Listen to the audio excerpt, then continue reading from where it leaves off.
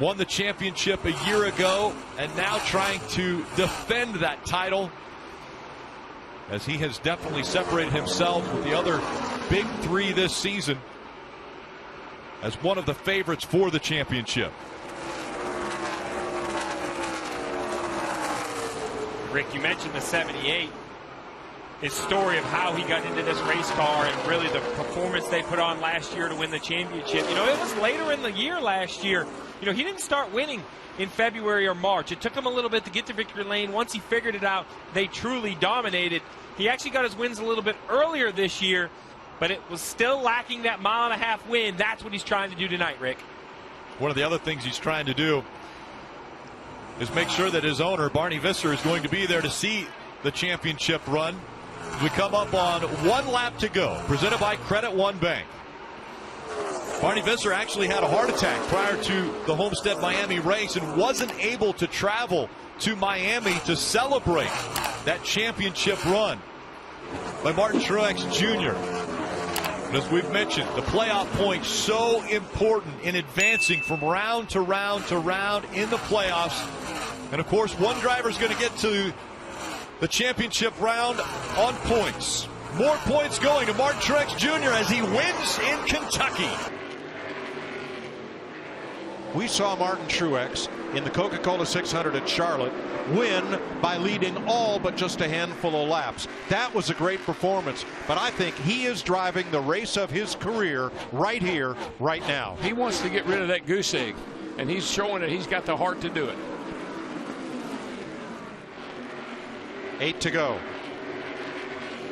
Well, he's going to have to drive 8 flawless laps through traffic right here with Clint Boyer and Joey Logano right on his rear bumper if he's going to win this race. So if he gets it done, he earned it for sure. Boy, here's Boyer right back on his back bumper again, and Boyer can get there. He just hadn't been able to figure out a way around. You can see the 19 of Martin Truex. He just has to slow that car down so much in the center of the corner. That's where these guys close in on him. Here they are, nose to tail, the top 3 coming around with 6 to go. Now you can see Boyer sort of having to protect that outside line because of Joey Logano, but it's also given Boyer a nice run off the corner. Hey, and another guy that's creeped into the picture, Kevin Harvick, is right here behind the 22 car. So we've got a 4-way battle for the win.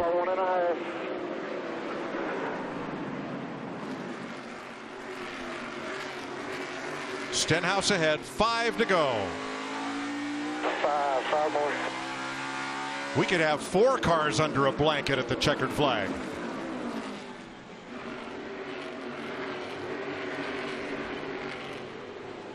All clear. Don't rush the throttle. See your run coming. Well, Logano looked really strong. Don't rush the throttle down here, man. Be smart. Clear by quarter, looking high. Oh, he's going to get to the outside of Boyer. He's got Boyer. He's got him. That outside move really paid off. 4 to go right there. I really think Joey's going to clear the 14 here off of turn 2, but can he get to the 19 in 4 laps or 3.5 now? Whoa, man, that was close racing off turn 2. 14 let him go. One back a lane higher. Still 1 a lane higher. No run. He's trying to turn down. Remember Logano, Truex at Martinsville. Oh, man, I hadn't even thought about that. I think you better. Holy cow. Joey Logano said on radio this week, I race people the way they race me. And if I move somebody for a win, I've got to expect to get moved for a win and man up. I think Martin Truex Jr. knows what to expect this time. Clear by 2 right there. He just rolls the top down there. 3 and 4. Clear by 2. Clear more. 2 to go. Man, this is going to come down this final lap. Oh, boy. Woo, this is going to be exciting. Logano up high, diamonds the corner to get a launch and closes a little bit more. Get your marks down here. I know if I'm Truex, I wouldn't want him to get to my bumper. Well, he's there. He's on his bumper. He's there. The white flag waves. 1 lap to go from Credit One Bank. Man, what do you do if you're Truex? You want to hook that yellow line, but the 22's getting a big run off the top. It's all going to come. He's going to get there. It's going to come down. Don't give him the outside. It's going to come down to it right here. Oh, the Truex Martin moves up. Truex makes that car wide. Short track win #1 for Martin Truex and Joe Gibbs Toyota. And that's a big change for them. Yeah, but boy, they're a great combination. They showed it in Richmond. They're showing it again here in Dover. Here comes the white flag, sponsored by Credit One Bank, for Martin Truex of Mayetta, New Jersey. Way high. Still outside. Still outside. Got plenty of room behind him to bring it back here, bud. Plenty of room behind him. Just bring it back to the checker flag for me, brother. 9-second lead over Alex Bowman, who's going to have a career day. Martin on Monday. Martin Truex wins the Gander RV 400. The white flag waves, 1 to go. Sponsored by Credit One Bank. I didn't think they'd make it to the white flag, but in some miraculous way they did. Oh my gosh. I didn't think the 19 car, after he hit the wall in the beginning of the race, would win it, but he did. Oh, around there goes somebody on the back. I don't know who that was. 11. Boy, heavy. Denny Hamlin. Heavy crash. Big crash. Most everybody gets through there. No caution. Checkered flag in the air. Martin Truex wins the Coca-Cola 600. White flag in the wind. 1 lap to go. Sponsored by Credit One Bank. 5 times in NASCAR history, the final pass of the race has been Kyle Busch passing Martin Truex for the win.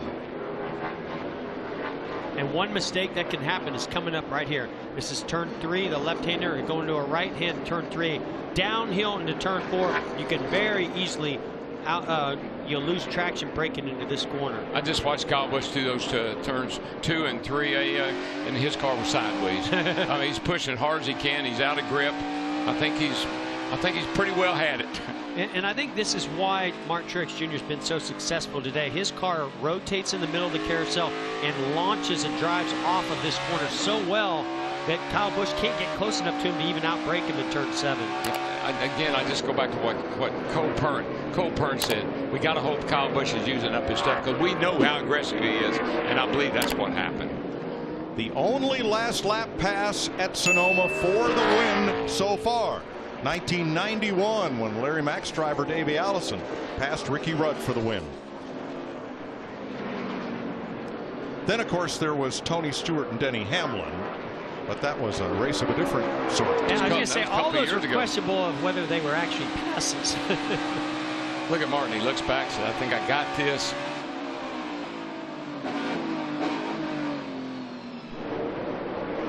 And guess what? There it is. I think he's got it Wow, too. 6 car lengths in the middle of turn 11, and it might as well be 6 miles. Around the final corner to the checkered flag, Martin Truex Jr. Let's go. Clayton Hughes, the spotter. 23rd career victory for Truex.